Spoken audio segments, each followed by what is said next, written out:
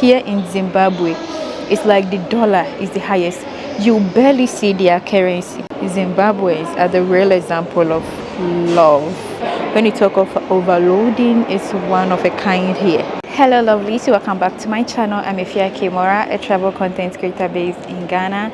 And in this particular trip, I visited 5 countries in Southern Africa: South Africa, Lesotho, Eswatini, Mozambique, and then Zimbabwe. So in this episode, I'm going to share with you my cultural shocks after exploring Zimbabwe for 1 week.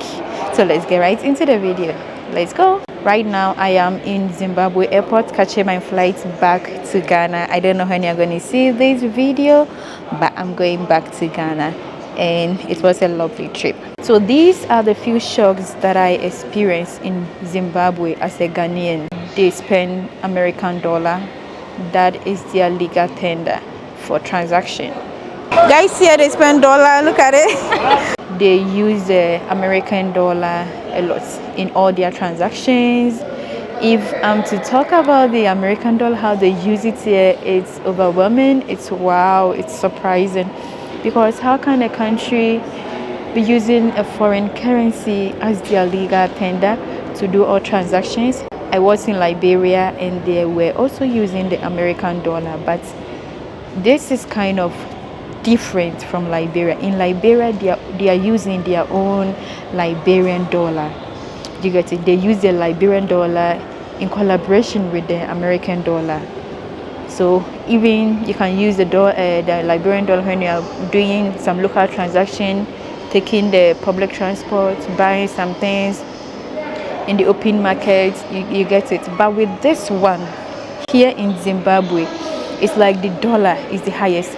You barely see their currency. Here we go, guys. I got a zinc. This is their currency, 20 zinc, which is like 50 cents. 50 cents.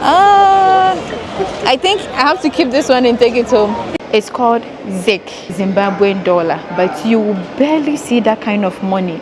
Everybody accepts the dollar. So when you ask for price, they'll tell you dollar, a dollar, dollar, dollar, dollar. I went to Bulawayo and they told me it's either rand. So in this country, they spend dollar or rand. And maybe they have some other currency, maybe the pound or something like that, but they mostly accept the dollar. One guy told me if you want to buy fuel, they accept dollar. They don't accept their currency for buying fuel. Do you get it? Like the woman that told me here in Bulawayo, we don't accept ZIC, we accept dollar or rand. So they use different currencies. Yeah, the dollar too, they don't use the coins. So 50 cents, no, they don't use the 50 cents. It's $1. So if you buy something that costs 50 cents, it's either you buy 2 of the item or you just it's either you just dash the 50 cents to the person when you take an in-drive, or when you do anything, any transaction, and it's the person has to give you a balance of 50 cents. It's either you are giving to the person for free or you are just taking another thing that costs 50 cents in addition. You get it? So to me, I think it's not a good idea for them to be using dollar. If they're using dollar here, that means things are going to cost high. Yeah, prices of item are going to be high. Yeah, it's high because they're charging dollar. Like even a small amount of thing, they will say $1. And me, where I'm coming from, Ghana, if you convert $1 to cedis, and that thing, if you take it to Ghana, it doesn't worth dollar. Do you get it? So if you're spending in dollar, I tell you, here is expensive. I was like, South Africa is expensive, but here, since they are spending in dollar, if you are spending here, don't be converting to your currency because it's going to be higher for you. Do you get it? So when you're spending dollar here, know that you're spending dollars. So I want you to know, if you're coming to Zimbabwe, mind you, you're going to be spending dollar here. So get ready for dollar. I saw their currency twice or once. I tried it and someone was like, oh, you can buy something in the local market and you can get zinc. $1 is to 40 zinc. 40 zinc. Yeah, I only saw 20 zinc and 10 zinc. I don't know if they have other, because I saw only 2, 20 zinc and then the 10 zinc only. In the whole of Southern Africa, they grow maize. Like maize is, let me say, their cash crop. Yeah, they grow maize here a lot. You will see maize farm, roasted corn, boiled corn. Aside the maize that they grow, they have a lot of fruit, not only here in Zimbabwe, but in the whole of Southern Africa. In Zimbabwe here, they have different types of fruit and vegetables that I have never seen before. Some are purple, they call it plum. Some are yellow, it's like an apple shape. They have fruits, let me tell you. They have a lot of fruits here, and their local food is called sadza. My first day out, I tried sadza, and it was so nice. I tried it with this Zimbabwe YouTuber Tino and then Tari. You can check their channel out. I have it in my description below. Zimbabweans are helpful. Zimbabweans are the best. Zimbabweans are the real example of love. Guys, these people showed me love. They really showed me love here in Zimbabwe. When I got here on my first day, the people I met at the airport, I was like, I need a phone to call the driver who is coming to pick me, and they themselves are drivers, airport taxi drivers, and I'm like, can I get your phone to call the driver who is coming to pick me? Do you get what the concept I'm making here? They are drivers, and a driver is coming out somewhere to come and pick me. So I'm waiting for my driver right now. They gave me the phone to call this drive with my driver, and then the driver was like, I'm coming. In some minutes he wasn't there, and they were like, let's call the driver again and ask him where he is. They called the driver again to give the driver direction where they are, where we are standing, and even that we had a long talk. And they even subscribed to my YouTube channel. These people are so nice. So even that's the beginning. My first day out, these YouTubers, I linked with, they helped me explore and blah blah blah, and I'm going to Bulawayo.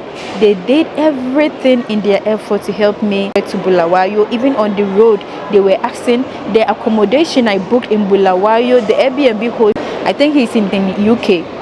He was chatting with me on the Airbnb app, like we are chatting on WhatsApp, asking me how is the journey, how is it going, what bus did you take? Oh, if I knew, I wouldn't have allowed you to get into this bus. I would have.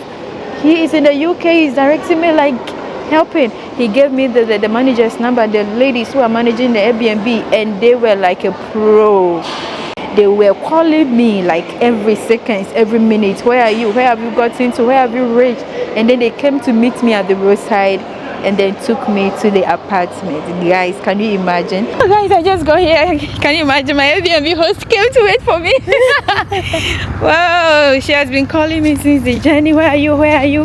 And she was waiting for me by the roadside, and finally she's escorting me to the apartment.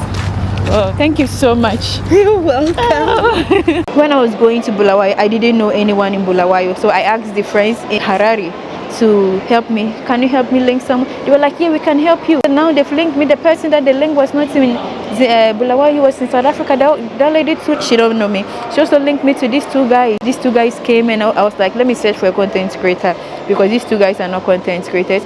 I searched for one girl on TikTok. She reached out, papa, yeah, I can take you out. So we were, including me, we were 4, and guys, they were so lovely. I got a free deal to explore a whole resort, a hillside dam conservancy. So you have to come back to what they call it, Harare. I got back to Harare. I didn't call my family that I'm coming. The mistake I did. I got back to Harare around 2 a.m. I booked an in-drive to my house, to the house we are in, my auntie's house. Then the gate is being operated by a remote. I had to call them to open the gate for me. I called and called. But the thing is, when I got there, the door was locked around 3 a.m. So the Uber driver that took me to the house stood there for like more than 10 minutes waiting for them to come and open the gate for me. The Uber driver stood there. He was standing there doing PP. I was knocking, but it was 3 a.m. I didn't want to make noise, and we didn't want to create any scene as well, because it was an estate or a gated community. So he was like, oh, and I told him, please, you can leave. I will just sit outside here. So blah blah blah. I sat outside. So the Uber driver did his best. He waited. The next day we went out to explore. Another Uber driver brought a young girl, they call in-drive driver brought me home, and I called my auntie, and it was early, yeah, so my early in the evening, like 5 p.m. or 6. I called my auntie, I'm home, and she was like, I'm coming to open the door for you. The Uber driver was still standing waiting for them to come and open the gate for me. I was like, why are you waiting? He said, yes, I have to wait for you so that you get inside. These guys, ha. I went to create content with one YouTuber as well, but she does indoors and like family, like something kitchen cooking and family stuff content creation. She's called Shami's Home. After creating the content, she gave me food in the morning. That's what her content is about, so you can go check. She prepared a Zimbabwean cuisine for me. I tried it, it was nice. And after I created content with her, and after that she sews, she's a seamstress. After that she gave me a whole cloth, 6 yards. She was like, you can have this thing. Guys, can you imagine? Shami's home now. Guys, look what she gave me. A whole kente cloth, 6 years. She's like, take it. Oh guys, thank you so much. Ooh, thank you. Guys, please subscribe to the channel, okay? Yeah, this cloth is from Ghana. The inspiration is from Ghana, you know, kente. Yeah, but this is the printed one. Yeah, this is it's you half see? printed, half plain, so you can design anyhow. Yeah, that's how they use it for. Yeah, half printed and half plain. Yeah, it's nice. Really. Yeah. In all, I'm trying to say Zimbabweans are so nice. You know how you see how long I've taken on this thing. Zimbabweans are so nice. Yeah, so I was told that Mugabe's wife was a Ghanaian. Yeah, and my auntie told me she left a good name here. That woman was so nice that a lot of Zimbabweans like talk good things about her. So I was like, that woman was so nice. She left a very good name, and she left a very good name here about Ghanaians, and that's it. I also find out that they do their elections every 5 years. We do it 4 years, but theirs is 5 years. When you talk of overloading, it's one of a kind here. Overloading here is crazy. With that, I really appreciated how our transport system in Ghana is, even though it's not the best.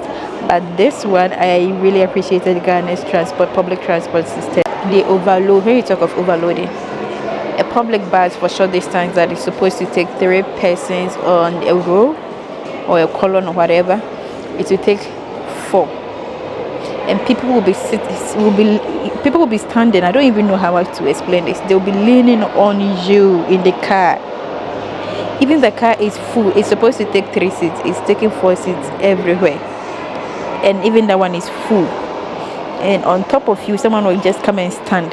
The person is not having seats. Hey guys. And then let's go to their taxi, the small taxi ride. I'm not talking. I was in Harare. I wasn't in the provinces like in the villages. No, I was in Harare, the city center. That's where these things were happening. They would take 2 at the front for the taxi, 4 at the back. 2 in the front, 4 at the back. So no matter your size, whether slim or big, guys, they are taking the number that they are taking. 2 in the front and then 4 at the back. In Mozambique too, they do same. Yeah, their public buses that we call trotro, the short distance I'm talking about, they call it combi here. And guys, I also saw that some jobs that are meant for, I will make maybe in Ghana we will classify that job for, like, these jobs are for women. Men will be doing those jobs here. They'll be roasting corn. Ghana, men roasting corn, you barely see. But here it's men. You see one women, but anybody that you see roasting corn is a man. Men are roasting corn. Men are selling tomatoes. Men are selling toffees. Like, they are doing jobs that are meant for women. I will say in Ghana it's meant for women, but men are doing those jobs here. Also, they don't have fans. they don't have fan or air condition in their rooms. Yeah, because the weather here is good, not like Ghana is very hot, so you can't even build a house without fixing a ceiling fan or a standing fan in a room. Yeah, but here the room that I was given in my auntie's place, no fan, no ceiling fan, and every day I was using the blankets to sleep because here it's very cold. Yeah, even though it's kind of hot weather, it's summer, so when the winter comes, it's gonna be crazy. I love that weather. I love this weather so much. So anyway, these are my culture shocks in Zimbabwe. I appreciate you all, guys. I appreciate the love that you shared from Tino Spark, Tarimag, Lulu, Morgan, Kelvin, everyone. I say thank you so much. Thank you for the love, the kindness, the help, everything that you did in your power, in your effort to make my stay here a successful one. I appreciate you. I love you all, Zimbabweans. You are my best, or you are my favorite right now. Until we meet again in my next video, is a girl EfyaKimora. I love you all, and bye.